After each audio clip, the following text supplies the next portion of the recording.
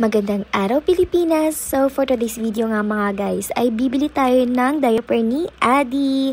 Kasi sobrang gastos niya talaga sa diaper guys.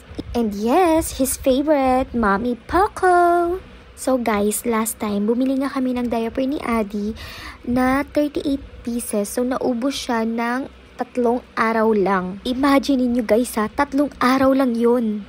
So why Mommy Poco? Kasi yun lang guys yung nakasanayan ng puwet niya talaga. Kasi pag ibang brand kasi, parang nagkakaroon siya ng rashes. So nasubukan din namin yung ibang brand guys. Kaso nga lang, ito lang talaga yung love na love ng puwet niya. So wala tayong magagawa.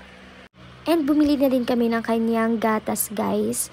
Ang gatas pala ni Addy is Infagrow. So yung gatas pala guys ni Addy, newborn until 6 months siya ay S26 Gold.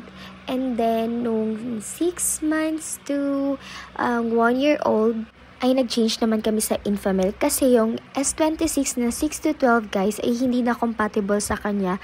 Kasi nga more on iron na yung S26 na yon. So, nung nagpa-check up kami sa pedian niya, sabi niya, itry namin daw yung Infamil. So, ayun, parang naging okay sa kanya. And nung tumuntong naman siya ng 1 year old ay nag-Infagrow na kami guys. So ayun na yung nakasanayan niya talaga na gatas. And guess what guys?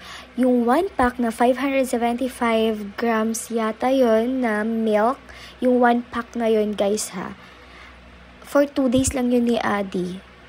Ganon din ba sa mga anak ninyo guys? Please comment down below kung ganun din yung mga baby ninyo.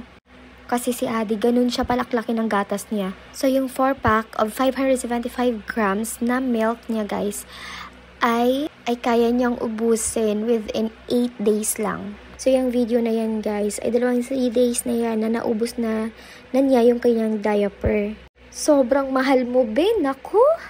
So, hanggang dito na lang, guys. Adios!